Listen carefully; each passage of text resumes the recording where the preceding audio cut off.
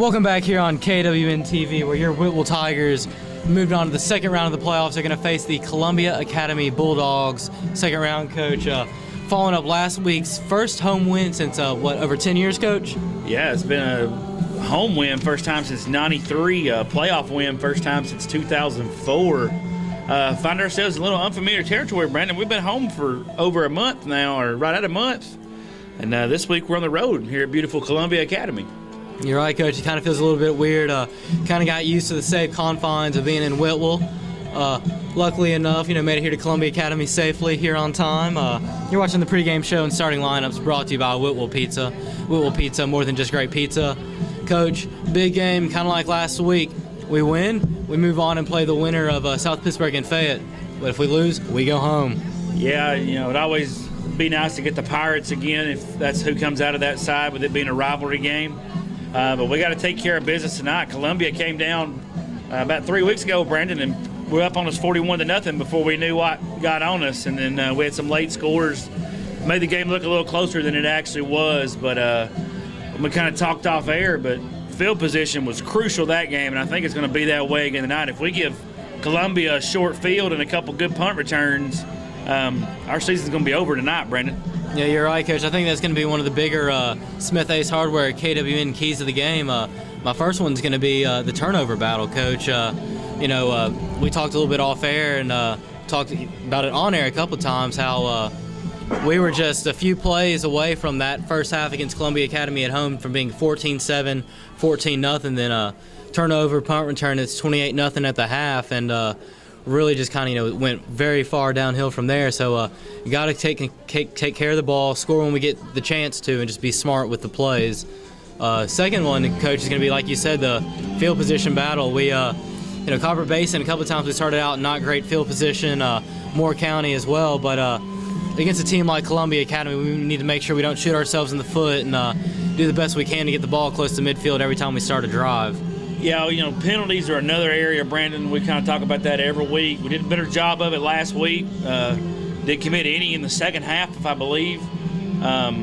Pretty good first half last week, too, penalty-wise. We got to do that. If we give a bunch of penalties to Columbia, like I said, we're going to be hurting. They got a real good ball club. Got two guys up for Mr. Football, wide receiver who's a real good, solid kid, and a kicker that can absolutely boot the fire out of the ball. So we've got to make sure we do that. And like you said, Brandon, turnovers, we've got to take care of the ball. We don't, like I said, our season's going to be over. We take care of things, we should be all right. But we'll see here in 48 minutes of action. Yeah, you're right, Coach. I think definitely the penalties are going to be something big. We've survived it a couple of times against teams that, we've just been able to outmuscle and outbeat, with the penalties. But if we have a 15-yard personal foul penalty against a team like Columbia Academy, that's going to come back to hurt us a lot more than it will against a team like Copper Basin or even Moore County. Solid teams, but Columbia Academy is kind of in their own little level compared to those two. Should be up for a great night, Coach. We have starting lineups coming up now. A few changes on the offensive side. We have Trace Condra stepping in for Cody Ingrassia in the starting lineup, Coach. Yeah, I think over the past couple of weeks, Tracy has been the more consistent runner. I still think we see our speedy guys and some of our bruiser guys switching out like Coach Helton's been doing. Another change is number 75, Matthew Carter's out this week. Matthew sustained a concussion last week, and he is under concussion protocol. He kind of been off all week at school. We can kind of see it coming, so hate to see happen to a kid, but for Matthew, that's what's going to happen for us tonight.